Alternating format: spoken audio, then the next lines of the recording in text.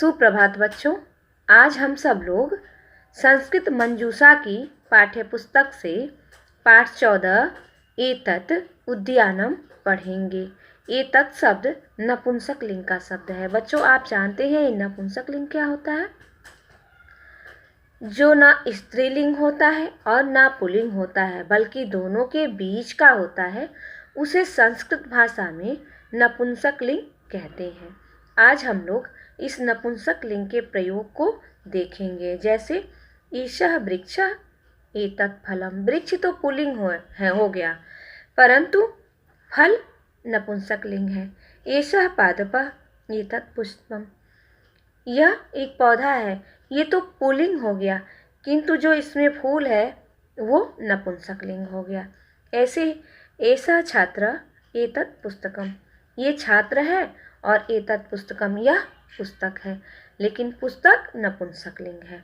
तो बच्चों, पुस्तक स्त्रीलिंग और पुल्लिंग दोनों के बीच की कड़ी में आती है, इसलिए इसे नपुंसक लिंग कहा जाता है। आज हम इसी के बारे में पढ़ेंगे।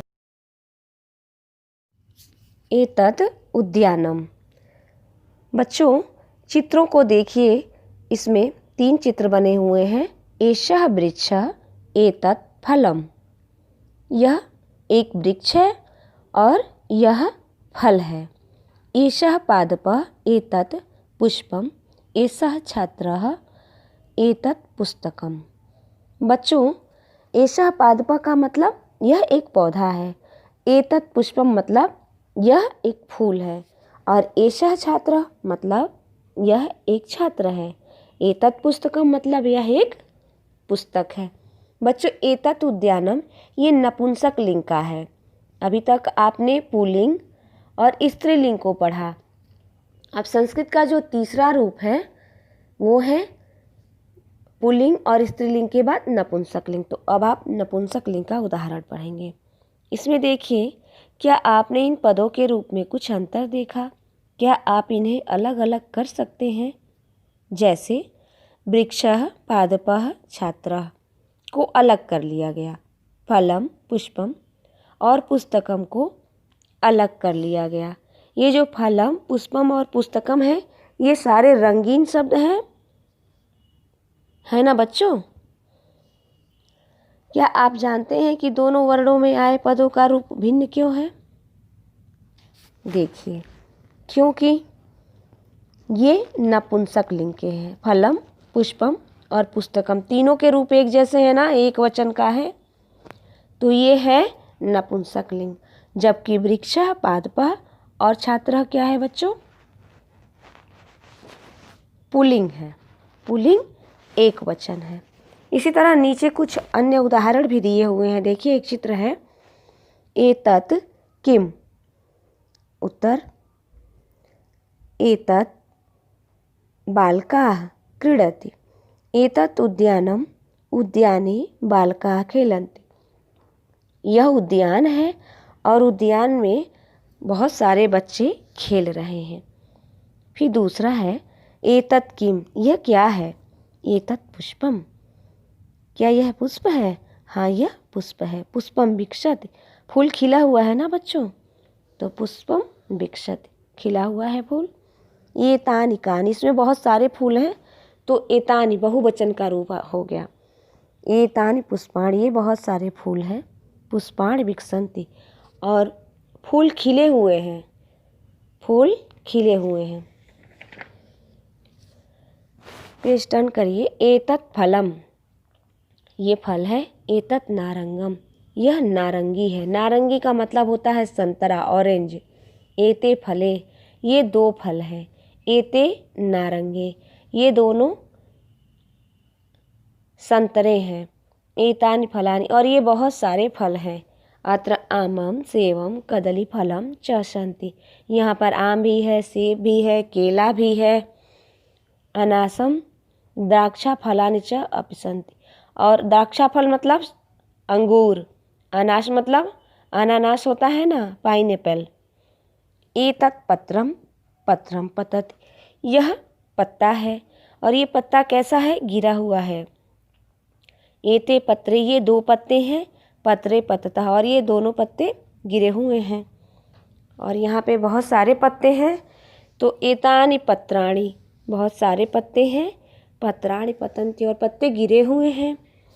एषः पादपः, ये पौधा है, पादपे पुष्पाणि सन्ति और इस पौधे में बहुत सारे फूल खिले हुए हैं। नीचे का चित्र देखिए, पवनः वहति, पवन बह रही है, वृक्षात् पत्राणि पतन्ति, जब हवा चल रही है तो वृक्ष से पत्ते गिर रहे हैं। एतत् पुस्तकम, यह पुस्तक है, बालकः पुस्तकम पठति, यह पुस्तक है और बालक पुस्तक को पढ़ रहा है। एतानि पुस्तकानि, और ये पुस्तकालय है बच्चों, लाइब्रेरी, आपके स्कूल में भी है ना लाइब्रेरी। पुस्तकालये पुस्तकानि सन्ति, और पुस्तकालय में बहुत सारी पुस्तकें हैं। नीचे के चित्र में भी देखिए, एतत् गृहम एतत् सुंदरम, यह घर है और घर बहुत सुंदर है। गृहे जनाः बसन्ति, घर में लोग रहते हैं ना, जैसे हमारे घर में भी मम्मी पापा भैया भाभी चाचा चाची दादी दादाजी, हमारे भाई बहन, बहुत सारे लोग रहते हैं।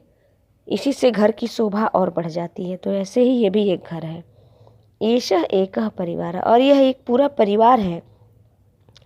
एषः परिवार अत्र वसति, और यह परिवार यहाँ पर बसता है, निवास करता है, रहता है। एषः परिवार प्रसन्नः अस्ति, यह परिवार खुश है, प्रसन्न है, लोग बहुत खुशी मना रहे हैं।